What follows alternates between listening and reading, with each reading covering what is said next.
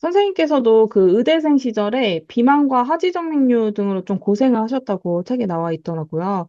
요즘 특히 내장지방 위험성이 좀 부각이 되고 있는데, 책에서는 중성지방이 특히 위험하다고 하셨어요. 그 이유가 무엇일까요? 네, 참 중성지방 위험하죠. 이 한 부부가 같이 오셨는데요. 저녁을 똑같은 걸 드셨는데도요. 체형은 비슷하신데요. 중성지방은 한 분은 높으셨고 한 분은 정상이셨어요. 이게 중성지방도 식사 후에 쭉 오르고 내려가는 거 아셨는지요? 이제 2시간째 됐을 때 4시간째 가장 높고요. 그리고 6시간, 8시간쯤 되면은요. 다시 정상 수치로 돌아와야 됩니다. 그래서 나의 지질 대사, 나의 중성지방 대사까지 고려하시면 너무 좋을 텐데요. 여태 인슐린 저항성만 생각하셨는데요. 동화작용 저항성, 단백질 관리도 매우 중요하고 세 번째인 이 지질 대사까지 관리하셔야 돼요. 왜 그런지 좀 설명드리면요. 여러분들 잘 아시다시피 내장지방 이제 브라운 팻이 이제 많으면은 독성을 많이 만들어낸다. 그런 것들 다 사실이고요. 이제 트랜스 지방, 포화 지방, 불포화 지방 이런 것들을 섭취를 하고 나서요. 몸이 해소를 해야 됩니다. 내가 어떤 지방을 골라 먹는 것도 중요하긴 하지만은요. 이런 숙제들이 몸에 주어졌을 때 해소를 못하는 게 얼마나 멋이 없어요. 참 재밌게도 이런 지질 대사를 올리는 데는요. 운동도 아니었고요. 습관도 아니었고요. 약도 아니었고요. 장내 미생물이었습니다. 그래서 이 영상 초반부에 말씀드린 이 장내 미생물 개선 방법 참고하시면 좋겠습니다. 그 지방간을 없애고 내장지방을 태우는데 효과적인 운동은 그럼 어떤 게 있을까요? 제 환자 중에 71세 여성분인데요. 이제 간 이식을 받으셨어요. 왜냐면은 지방간 때문에 간암이 생기셔서 그랬어요.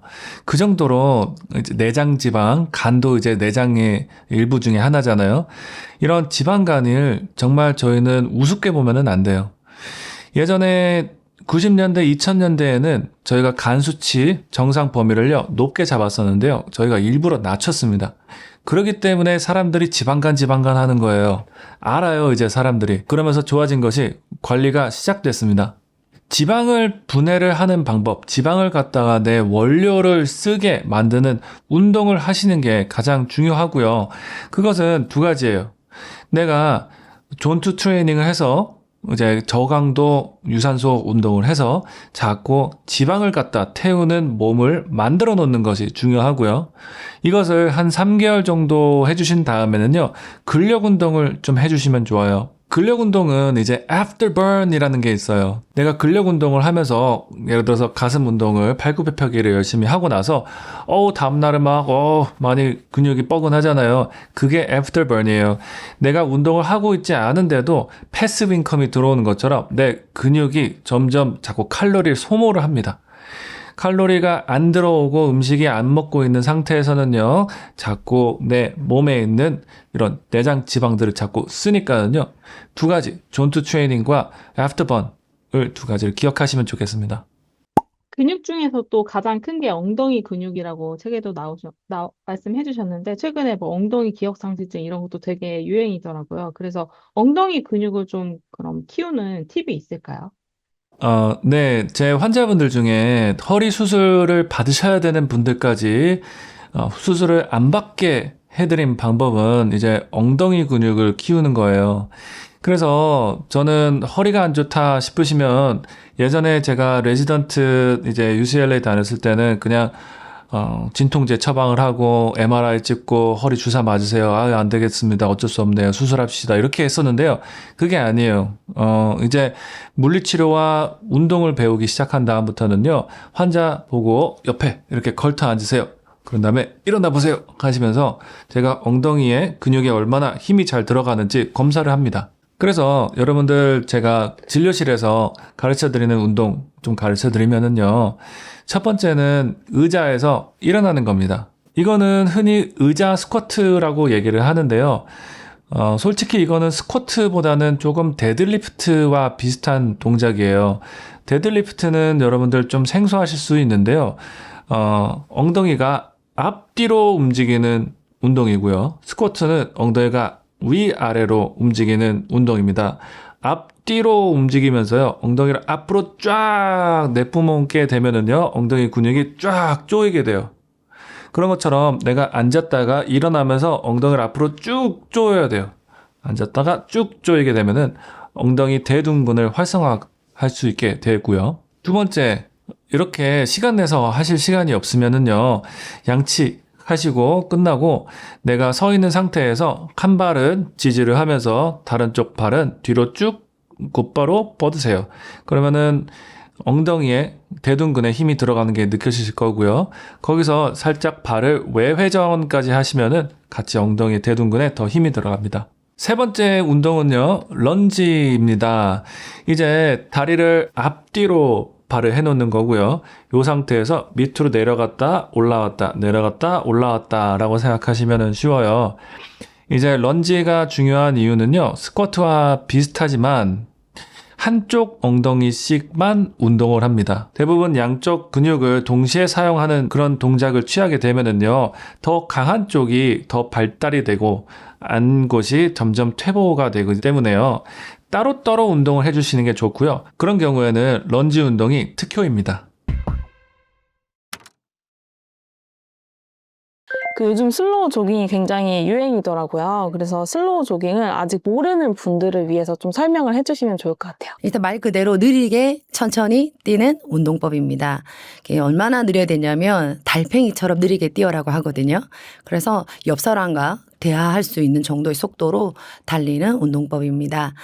최대 심박수 60에서 70% 이내로 아주 천천히 저강도로 뛰기 때문에 누구나 쉽게 힘들지 않게 할 수 있는 장점이 있습니다.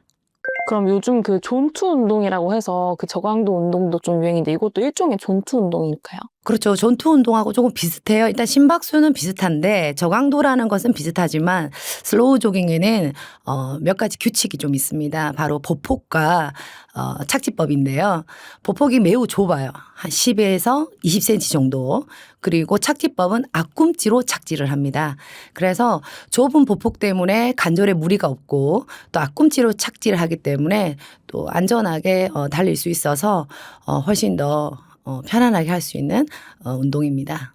일단 처음 하시는 분들은 제자리에서 앞꿈치 한번 뛰어보고 자, 뒤꿈치를 거의 안 뛰어져요. 그래서 앞꿈치 착지가 훨씬 더 우리 관절에 편안하게 할 수 있는 착지법이고요.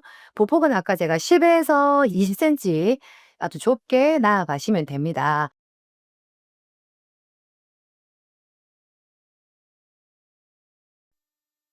(10에서 20cm) 정도 보폭은 좁게 하시면 되고요.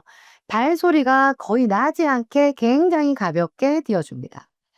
자, 걸었을 때는 다리에 별 느낌이 없죠. 지금 화면 보시면. 근데 뛰자마자 근육이 상당히 많이 움직이는 게 눈에 보이실 거예요.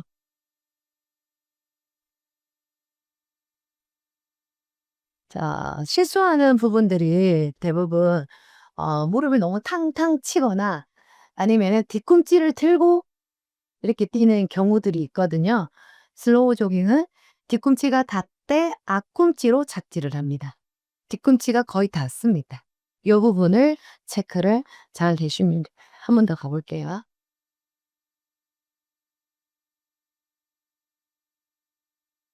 슬로우 조깅이 지방을 잘 쓰는 몸으로 만들어준다고 하더라고요. 그래서 요거에 대해서 좀 궁금한데 설명 부탁드릴게요. 운동을 처음에 이제 운동을 하겠다고 시작하면 좀 무리하게 자기 어떤 페이스에 맞지 않게 시작하게 되는데 그렇게 무리하게 고강도를 했을 때 우리 몸에서는 당을 에너지로 쓰게 돼요. 그 당은 일정하게 정해져 있기 때문에 쉽게 지치고 오랫동안 지속적으로 할 수가 없습니다. 그 슬로우 조깅 같은 경우는 지방을 에너지원으로 쓰면서 천천히 오랫동안 할 수 있고 또 오래 할 수 있으니까 지방을 더 많이 연소할 수 있고 또 좁은 보폭 때문에 근육도 훨씬 더 많이 획득할 수가 있는 장점이 있습니다. 그래서 처음 시작할 때 굳이 빨라질 필요가 없고 힘들 필요가 없다라는 거 이거 잘 기억하시면 될 것 같습니다. 그 사실 저희가 뭐 지방을 태우려면 숨이 반드시 차야 된다 이런 인식도 좀 있는데 숨이 안 차도 이 빠진다는 게 가능한지 궁금합니다. 숨이 차고 힘들 때 우리 몸에서 대사하는 것과 천천히 했을 때 대사하는 게 조금 달라요. 그래서 오히려 처음 운동 시작하시는 분들은 천천히 하는 게 지방을 더 잘 태우는 속도고 강도이기 때문에 굳이 처음부터 무리할 필요가 없습니다. 그 아까 심박수가 그 최대 6, 70%라고 하셨는데 요거에 좀 구체적인 수치를 참고하실 수 있게 계산법을 좀 설명해 주실 수 있을까요? 일단 뭐 말할 수 있는 속도로 대할 수 있는 속도로 아주 천천히 뛰는 건데 개개인마다 조금씩 다 달라요. 어떤 사람은 좀 빠른 속도에서도 대화가 가능한데 또 어떤 사람은 매우 느린데도 뭐 숨이 차다든지 할 수 있어요. 그래서 일단은 시작하실 때 말을 해보는 게 가장 좋고요. 그다음에 요새는 러닝워치가 있잖아요. 그래서 러닝워치에서 130 bpm 이하로만 달려보라고 지도를 하거든요. 그런데 난 너무 느리게 선생님 하는데도 심박수가 너무 높아요 하시는 분들도 걱정할 필요가 없는 게 일정 시간이 지나면 심박수가 떨어집니다. 떨어지면서 처음에 했던 페이스보다 훨씬 빨라져요. 그래서 굳이 처음부터 빠르게 하지 않아도 되고 점진적으로 빠른 속도가 나면서 심박수는 안정적으로 변합니다. 그 대표님께서 이제 방송 나가신 영상들 보니까 대표님께서도 한 4kg 정도 감량을 하셨다고 하셨는데 이게 식단 조절 없이도 감량이 되는 거라고요. 그렇죠. 저는 직업 특성상 움직이는 에너지가 워낙 많고 소비하는 에너지가 많고 또 식사가 좀 불규칙해요. 특히 이제 밤늦게 많이 먹고 그리고 제가 살이 조금 쪘을 때 그 시절이 스트레스 상당히 많이 받을 때였거든요. 그러다 보니까 조금 더 먹고 몸이 많이 무거워졌었는데 일단 도저히 제가 식단은 자신이 없어서 슬로우 조깅을 거리를 좀 더 늘리자. 그래가지고 아침에 30분, 오후에 30분 이렇게 1시간을 목표로 매일매일 뛰었고 또 주말에 시간이 될 때는 2시간씩 뛰었어요. 그리고 60일 만에 4kg 체지방 감량했고 몸무게죠. 네, 몸무게가 4kg 감량했죠. 더 놀라운 건 체력이 너무 좋아진 거예요. 그래서 작년에 8월 달에 굉장히 더울 때인데 울트라 마라톤 50km를 완주했습니다. 그리고 올해 사이판 또 국제 마라톤도 풀 코스를 완주했고요. 그럼 보시는 분들 운동 워낙 많이 하시니까 그런 거 아니냐 생각하실 수 있는데 실제 이제 협회 회원분들 사이에서도 뭔가 좀 드라마틱한 감량 사례가 있으면 좀 소개해 주실 수 있어요? 네, 맞습니다. 저의 뭐 사례도 제 스스로 굉장히 만족하지만 사실 그 방송 이후로 많은 분들이 지금 슬로우 조깅을 실천하시고 특히 가까운 동호인들이라든지 그다음에 저희한테 지도를 받은 지도자분들이 아주 짧은 시간에 효과를 많이 보셨거든요. 특히 중요한 점은 식단을 크게 하지 않았다라는 거예요. 일단 매일매일 30분씩 그리고 1시간씩 꾸준하게 해왔다는 점 그리고 제 유튜브에도 소개된 남성분이 계시는데 그분 같은 경우는 100kg 몸무게가 지금 현재 한 80kg 정도 한 20kg를 식단 없이 감량하셨고 더 놀라운 건 처음에 1시간씩 매일 하셨어요. 근데 요즘 기록을 보면 가끔 20kg씩도 달려요. 그만큼 이제 달리는 체력과 몸이 많이 준비되었다는 뜻이겠죠. 방금 단기간에 효과를 봤다고 하셨는데 보통 그럼 감량 기간이 얼마 정도? 뭐 개인마다 차이가 있겠지만 일단 슬로우 조깅 하시면 일주일 만에 느낌이 바로 와요. 왜냐하면 이 좁은 보폭 때문에 처음에는 우습게 생각할 수 있어요. 영상으로 보면 저게 운동이 될까? 정말? 라면서. 근데 직접 실천해 보시면 30분을 딱 하자마자 허벅지가 묵직해요. 이걸 일주일 딱 하잖아요. 근육통이 옵니다. 처음 운동 시작하시는 분들은. 그래서 근육에 자극이 많고 또 아까 에너지 대사가 지방이라 했잖아요. 그래서 스스로 가벼워지는 것을 느껴요. 그러면 이제 조금 더 열심히 하겠다라는 의지도 같이 생겨요. 그 저강도 운동으로 사실 제일 많이 하시는 게 만보 걷기, 막 오래 걷기 이런 거일 것 같거든요. 근데 이런 그냥 평범하게 걷는 것보다 슬로우 조깅이 더 좋은 이유가 무엇일까요? 일단 저도 이제 걷는 분들도 예전에는 많았었는데 요즘은 정말 슬로우 조깅 하시는 분들이 주변에 많이 계시고 일단 걷는 분들 보면서 슬로우 조깅 했으면 좋겠다라는 생각을 많이 할 만큼 효율성이 굉장히 높습니다. 슬로우 조깅이. 효율성이 높고 또 걷기에 비해서 에너지 소비량이 2배 이상 높기 때문에 걸을 바에는 뛰는 게 안 좋을까. 물론 걷기에도 좋은 장점들이 많거든요. 그런데 큰 근육을 자극하는 힘이 좀 떨어지기 때문에 이왕이면 슬로우 조깅으로 체지방도 빨리 태우고 근육도 좀 빨리 만들 수 있는 슬로우 조깅을 하는 게 더 어떨까 생각하고 또 걷기를 선택하시는 분들은 대부분 이제 몸에 부담스러운 거예요. 걷기까지는 할 수 있는데 내가 무릎 상태라든지 그다음에 허리 상태라든지 그리고 뭐 연골, 발목 여러 가지 문제로 몸이 약하신 분들이 부담스러워 하시는 말이에요. 그래서 저는 걷는 속도로 할 수 있는 크게 충격이 없는 슬로우 조깅을 같이 병행했으면 좋겠고 또 뛸 수 없다라고 생각했지만 실제로 우리가 급한 일이 있을 때 뛰게 되거든요. 오늘 만약에 뭐 급하게 뭐 저 차를 절대 놓쳐서는 안 돼 할 때는 나도 모르게 폭발적인 힘으로 그 버스를 절대 놓치지 않은 어떤 그런 힘이 나옵니다. 이 말은 무슨 말이냐면 우리는 좀 달리기에 유리하게 몸이 설계돼 있다. 특히 큰 엉덩이와 긴 다리 그리고 발목, 아킬레스건 여러 가지 이런 조건들이 달리기에 유리한 몸으로 설계되어 있는데 생활이 너무 편리해졌잖아요. 그렇죠. 앉아서 모든 게 가능해지다 보니까 조금 그런 기능들을 상실해 가는 게 아닌가 그런 생각이 들고 이 책 안에 정말 재미있는 내용이 있는데 세계적으로 신기록을 낸 에티오피아 마라톤 선수가 맨발로 금메달을 땄니다. 놀랍죠. 운동화 없이 요즘 너무 운동화 막 따지는데 이 선수는 맨발로 금메달로 신기록을 내는 내용이 있어요. 결국 뒤꿈치로 뛰지 않고 앞꿈치로 뛰었기 때문에 가능하다는 거거든요. 그래서 슬로우 조깅의 이 착지법이 몸에 무리가 없고 또 맨발로 해도 충분히 편안하게 할 수 있기 때문에 그런 기록이 나오지 않았나 생각이 듭니다. 운동하는 타이밍도 좀 중요한데 그 식후 운동이 좋냐 아니면 공복 운동이 좋냐 이런 궁금증도 많으시더라고요. 일단 저는 공복 유산소를 하는 편이고 이 공복 유산소를 하게 되면 지방의 분해가 활발해져서 효과적으로 지방을 에너지원으로 사용을 하거든요. 그래서 지방 연소 능력이 굉장히 탁월해져요. 그런데 공복에 힘드신 분들이 있습니다. 또 당뇨 있으신 분들은 한 1시간 전에 간단하게 드시고 하는 것을 추천드리고요. 또 슬로우 조깅 같은 경우는 식후에 바로 하셔도 됩니다. 심박산 40%로 정도 잡아가지고 아주 천천히 뛰시면 오히려 혈당이 높으신 분들은 도움이 되고 특히 당뇨가 있으신 분들은 식후에 슬로우 조깅으로 또 혈당을 조절할 수 있기 때문에 훨씬 편안하게 식사하실 수 있고 또 이렇게 자연스럽게 계속 슬로우 조깅을 하다 보면 근육이 만들어지잖아요. 체지방은 빠지고 그러니까 당뇨에서 조금씩 벗어날 수 있는 기회들이 생기기 때문에 일단 꾸준히 하는 것이 가장 중요합니다. 그 책에 보니까 식사 직후에 하는 건 좀 피하라는 말도 있더라고요. 조금 무리하게 뛰었을 때 이야기를 하는 것 같아요. 그래서 이제 밥을 먹고 바로 뛰면 이제 혈류가 내장으로 많이 모이게 되거든요. 그러면 이제 소화불량이 또 일어날 수 있겠죠. 우리가 밥 먹고 갑자기 뛰면 막 그렇게 되기 때문에 그래서 어느 정도 좀 소화가 되고 나서 1시간 후에 슬로우 조깅 하셔도 되고 또 만약에 식후에 바로 하고 싶다면 조금 더 느리게 뛰시면 됩니다.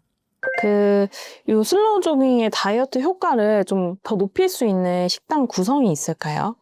일단 이 지금 제일 사람들이 싫어하는 거잖아요. 그죠? 식단하는 거. 식단하는 걸 제일 어려워 하셔가지고 다이어트에 실패하시는데 저는 일단 현실적으로 할 수 있는 방법을 소개시켜 드리면 일단 식단하면서 슬로우 조깅을 병행하면 가장 효과가 빠르긴 한데 지금 현대인들 스트레스가 많고 먹는 걸로 굉장히 우리가 해소를 많이 하잖아요. 근데 이걸 너무 타이트하게 식단을 처음부터 짜버리면 금방 포기하게 되더라고요. 그래서 저는 적당하고 맛있게 먹되 매일매일 슬로우 조깅을 실천하는 거 30분 이상씩. 그러면 어떤 일이 일어나냐면 나중에는 어느 정도 몸에 어떤 운동 효과가 일어나잖아요. 그럼 자연스럽게 덜 먹게 돼요. 그만큼 스트레스 지수가 떨어지고 내가 조금 하고자 하는 의욕이 늘어나면서 자연스럽게 식욕은 떨어지기 때문에 그때까지는 조금 슬로우 조깅을 매일매일 꾸준히 한다. 이런 편안한 목표로 나아가시면은 훨씬 더 다이어트에 도움이 될 것 같고 또 마라톤이 목적이신 분이라면 식단을 조금 하면서 연습하셔야 좋은 기록을 내는데 유리해집니다. 슬로우 조깅의 올바른 자세에 대해서 좀 궁금한데 아까 설명해 주신 그 앞꿈치가 중요한 이유 그 자세를 설명해 주시면 좋을 것 같아요. 슬로우 조깅을 딱 연상하면 4가지 규칙만 기억하시면 됩니다. 일단 첫 번째는 턱을 들고 전방을 바라보고요. 또 두 번째는 10에서 20cm의 좁은 보폭입니다. 그리고 세 번째로는 앞꿈치로 착지를 하는데 뒤꿈치를 드는 것이 아니고 앞꿈치를 착지하고 뒤꿈치는 자연스럽게 닿습니다. 그리고 네 번째는 잘 뛰기 위해서 팔을 강하게 흔들 필요가 없습니다. 그래서 자연스럽게 어깨에 리듬을 넣으시면 됩니다. 그런데 이게 처음에 하시는 분들은 너무 이제 착지법이랑 앞꿈치에 신경 쓰다 보니까 어깨에 경직을 막 일으켜가지고 너무 고정시키는데 그게 아니라 좀 자연스럽게 어깨를 흔들면서 편안하게 뛰시면 됩니다. 그럼 이제 처음 슬로우 조깅을 하는 분들이 가장 많이 실수하는 부분은 어떤 건가요? 일단 뭐 앞꿈치 때문에 제일 실수를 많이 하시죠. 앞꿈치에 너무 신경 쓰다 보니까 이 무게 중심이 앞꿈치에 너무 많이 가는 거예요. 그래서 오히려 상단지가 너무 아파요. 자기도 모르게 뒤꿈치를 계속 들려고 하는 거예요. 그러다 보니까 발목이라든지 또 종아리, 허벅지에 아직 준비 안 되신 분들, 근육이 준비 안 되신 분들이 상당히 아프다고 말씀을 하시는데 이 슬로우 조깅의 어떤 충격이 걷기와 거의 비슷합니다. 그래서 슬로우 조깅으로 무릎이나 발목이 아프시다면 착지법을 다시 좀 체크해서 연습을 하시면 좋을 것 같습니다. 아까 매일 30분이 중요하다고 하셨는데, 매일 시간이 안 돼요 하는 경우에는 최소 일주일에 몇 번 정도 하는 게 좋을까요? 일단 매일 30분을 했으면 제일 좋을 것 같고요. 30분을 꼭 했으면 좋겠는데 만약 시간이 안 된다. 그러신 분들은 아침에 일어나서 10분, 뭐 점심때 10분, 저녁에 10분 그러면 합산 30분이잖아요. 슬로우 조깅 같은 경우는 누적이 되기 때문에 굳이 연속적으로 달릴 필요는 없습니다. 이 책 속에도 재미있는 실험이 하나 있었어요. 3개월 동안 1분을 뛰고 30초를 걷는 패턴으로 하루에 40세트를 시킨 거예요. 그러면 계산해보면 한 60분 정도 되거든요. 근데 1분하고 30초를 걷는 이 실험을 하루 중에 한꺼번에 하는 것이 아니고 나누어서 40세트를 시켰더니 3개월 후에 식단 없이 모두가 다이어트 한 3kg 가까이 감량한 내용이 있습니다. 그래서 오늘 이 방송 보신 분들은 내가 시간이 없어서 못해. 나도 하고 싶지. 내가 시간이 없어서 못해 하시는 분들은 1분씩 누적해서 하루에 30센트 정도 만들어서 실천하시면 좋을 것 같습니다. 그럼 그냥 출근길에 조금 1분 정도만 빠르게. 너무 좋죠. 네. 네네. 출근길에 한 정거장 일찍 내려서 5분 정도 슬로우 조깅 또 마치고 5분 슬로우 조깅 뭐 이런 식으로 습관하시면 됩니다. 사실 달리기 하면 다들 러닝화부터 사야 된다 생각하는 분들이 많더라고요. 그래서 슬로우 조깅에 적합한 러닝화가 있을까요? 일단 뭐 신발은 어떤 거 신어야 되냐 질문을 정말 제가 많이 받았거든요. 근데 일단 요즘 나오는 신발들이 스피드를 좀 주는 기능성 운동화들이 많아서 너무 두껍고 쿠션이 높아요. 이런 운동화들은 앞꿈치 착지에 방해가 되기 때문에 조금 밑창이 얇고 가볍고 이런 러닝화를 추천합니다. 그리고 발볼이 좀 편안하게 들어가야 돼요. 직접 신어보고 사시는 것을 추천합니다. 실내에서 슬로우 조깅을 할 수도 있을까요? 실내에서 슬로우 조깅 할 수 있죠. 또 날씨가 너무 덥거나 또 춥거나 했을 때는 거실에서 뛰는 분들도 계시거든요. 이 책 속에 소개되어 있는 그 좁은 공간에서 할 수 있는 턴 자세가 있긴 있는데 이게 또 일부러 글로 설명하려고 하니까 또 너무 헷갈려 하실 것 같아서 제가 영상으로 짧게 어떻게 하는지 보여드리도록 하겠습니다. 1, 2, 3, 1, 2, 3, 1, 2, 3, 1, 2, 3, 1, 2, 3, 1, 2, 3, 1, 2, 3, 1, 2, 3, 1, 2, 3, 1, 2, 3, 1, 2, 3, 1, 2, 3, 1, 2, 3. 그리고 달리기를 하기 전에 근력 운동을 해야 안 다친다 이런 의견도 있더라고요. 슬로우 조깅도 그런 사전 운동이 필요한 건지. 슬로우 조깅 하기 전에는 사전 운동이 필요가 없습니다. 슬로우 조깅 자체가 근력 운동이고 유산소성 운동이기 때문에 굳이 사전 운동은 필요 없고 따로 또 슬로우 조깅하고 따로 근력 운동을 뭐 하셔도 좋지만 안 해도 괜찮습니다. 책에는 스트레칭조차도 필요가 없다 이렇게까지 나오더라고요.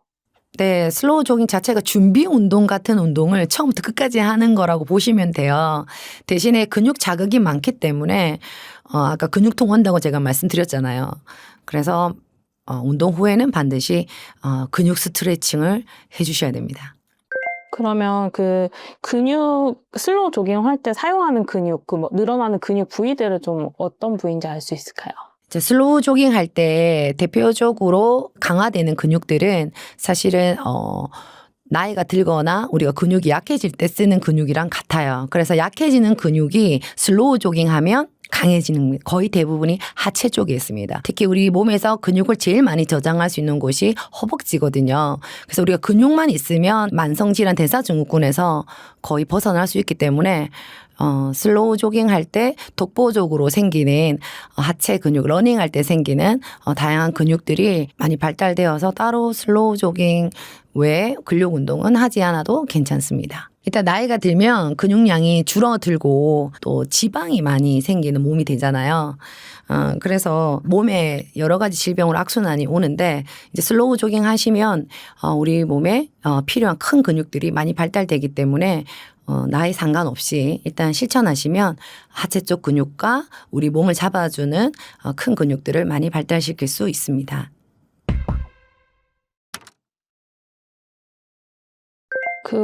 아무리 슬로우 조깅이어도 좀 뛰는 건데, 이게 나이 드신 분들의 경우 무릎에 무리가 가진 않을지 걱정이실 것 같아요. 제일 걱정하시는 부분이 아마 그 부분일 것 같은데요. 일단 무릎이 안 좋으신 분들의 특징이 장시간 한 자세로 있었거나 운동 부족이신 분들이 많으세요. 그러다 보니까 하체 근육이 빠지고 그래서 무릎을 잡아주는 근육들이 약해지기 때문에 퇴행성 관절염이라든지 여러 가지 문제들이 일어나는데 일단 처음에 무릎이 안 좋으신 분들은 연속적으로 길게 무리하게 안 하시면 됩니다. 좀 걷다가 30초 정도 슬로우 조깅 하시고 좀 병행하면서 몸에 조금 적응을 하면서 나아가시면 사실 무릎이 오히려 더 강해지거든요. 처음에 저희가 슬로우 조깅 가르칠 때 대다수 사람들이 며칠 하니까 무릎이 조금 아픈 것 같아요 하셨는데 지금 거의 3개월 지나서는 무릎 아프다 소리는 거의 안 하세요. 그래서 오히려 체지방이 빠지고 근육이 많이 생기기 때문에 무릎 관절을 보호할 수 있는 근육들이 무릎을 잡아주는 역할을 하거든요. 그래서 훨씬 더 수월하게 움직일 수 있습니다. 일단 제일 걱정하시는 부분이 이제 무릎 통증이고 또 무릎이 약하신 분들은 달리고 싶어도 겁이 나서 못하는 경우가 많으신데 일단 앞꿈치로 착지를 하기 때문에 자연스럽게 몸의 부하가 훨씬 작아요. 그 아까 말씀드린 것처럼 걷기와 거의 비슷한 충격이라서 일단 겁내지 마시고 자기 능력과 30초 뛰고 또 1분 걷고 또 30초 뛰고 1분 걷고 조금씩 짧게 자주 하시는 걸 추천드리고 오히려 앞꿈치 착지는 엄지발가락 부위에서 새끼발가락 전체를 균일하게 착지를 하기 때문에 뼈를 바르게 정렬하거든요. 그래서 무릎 통증을 잘 안 일으킵니다. 그럼에도 불구하고 무릎이 아프시다면 방금 제가 말씀드린 것처럼 짧게 자주 하는 것을 추천드립니다. 뒤꿈치로 착지를 지금 만약에 PD님이 이 자리에서 한다면 느끼실 거예요. 일단 앞꿈치에 충격이 한 3배 정도 되고 우리 몸을 앞꿈치로 띄었을 때 스카이 콩콩 아시죠? 스카이 콩콩처럼 방방방 그냥 자연스럽게 띄어지거든요. 그래서 부드럽게 착지가 되면서 충격이 약하죠. 그래서 오히려 달리기 하시는 분들도 뒤꿈치로 처음부터 너무 많이 뛰시면 부상이 많이 당합니다. 그래서 앞꿈치로 연습하셔서 발의 탄성이라든지 조금 준비를 하신 상태에서 마라톤 도전하시면 부상 위험이 작고 또 잘 달릴 수 있는 몸이 되겠죠.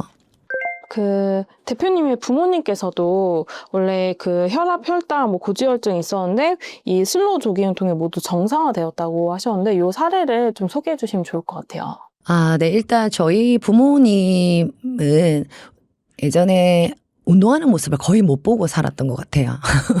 그만큼 바쁘셨고 또 집에 오시면 식사하시고 피곤하니까 바로 주무시고 운동은 해야 된다는 걸 분명히 알고 계셨을 텐데 일단 습관이 되지도 못했고 그러다가 세월이 지나서 이제 다양한 질병이 온 거예요. 특히 이제 당뇨라든지 저희 아버지 같은 경우는 복부비만이 굉장히 심하셨고 당뇨 약을 항상 드시고 당뇨가 있으시다 보니까 탄수화물을 더 많이 드세요. 밥을 먹고 빵을 먹는다든지 빵 먹고 다시 아이스크림 이런 식으로 식단에 대한 스트레스도 굉장히 많으셨지만 일단 운동을 제대로 못 하셨어요. 지금 운동할 수 있는 곳이 많지만 어머님 세대의 어르신들이 좀 그 장벽이 좀 높은 것 같아요. 그래서 슬로우 조깅이 적합하다 생각해서 제가 이제 슬로우 조깅을 매일매일 하시라고 권했지만 사실 뭐 실천이 그렇게 쉽지 않았습니다. 그리고 최근에 한 4년 정도 정말 열심히 하셨고 현재 아버지는 8kg 감량하셨고요. 당뇨약은 안 드십니다. 예, 병원에서 먹어도 되고 안 먹어도 되고, 예, 그만큼 당뇨도 많이 좋아지셨고, 오히려 뭐 휴일에 누워 계시는 것보다는 산을 타거나 또 슬로우 조깅으로 시간을 많이 보내시고, 지금은 매일매일 한 1시간 정도, 대략 한 7km에서 10km 정도 달리고 계세요. 또 올해 가을에는 저랑 같이 또 지리산을, 타기로 했거든요. 그래서 일단 뭐 예전보다 훨씬 더 젊게 사시는 것 같아요. 저희 부모님 보면서 너무 희망을 가지고 많은 분들이 정말 이렇게 하셨으면 좋겠다. 한 번 더 제가 생각이 들고 저희 어머님 같은 경우는 복부 비만, 그다음에 고혈압, 골다공증 약을 드시고 계셨거든요. 일단 골다공증 약은 병원에서 안 먹어도 된다해서 지금 안 드시고 체중도 지금 한 4kg 정도 체지방 감량하시고 고혈압 약은 혹시나 하는 마음에 드시긴 하는데 어쨌든 5kg에서 10kg 정도 연속적으로 뛰어도 끄떡없을 만큼 굉장히 체력이 많이 좋아지셨습니다. 아, 골다공증이 좋아지기도 하는 것 같아요. 그렇죠. 이게 체중 부하가 일어나기 때문에 뼈랑 근육이 굉장히 좋아져요. 그래서 지금 뼈가 약하거나 근감소증, 골다공증 있으신 분들은 정말 슬로우 조깅 추천해요. 그럼 그 어머니, 아버님께서 이 슬로우 조깅 시작하신 나이대가 혹시 연령대가 어떠셨어요? 시작하셨을 때는 60대 후반이었고요. 지금은 70대죠. 그 책에 보면 슬로우 조깅이 치매 예방 효과도 있다고 나오더라고요. 이게 어떻게 가능한 건지 궁금합니다. 요즘 치매 환자가 늘어나고 있는데요. 고령자에게 치매가 걸리는 확률이 15%, 대부분 해마의 크기가 줄어들어서 생기는 알츠하이머병 치매가 여기에 해당이 됩니다. 치매는 운동 부족인 사람일수록 발병률이 높다고 하니까 슬로우 조깅으로 열심히 운동하시면 뇌 세포가 2배 이상 늘어난다고 합니다. 그래서 일단 치매에 걸리지 않으려고 또 노력한 한 부분도 일단 슬로우 조깅 실천에 있습니다.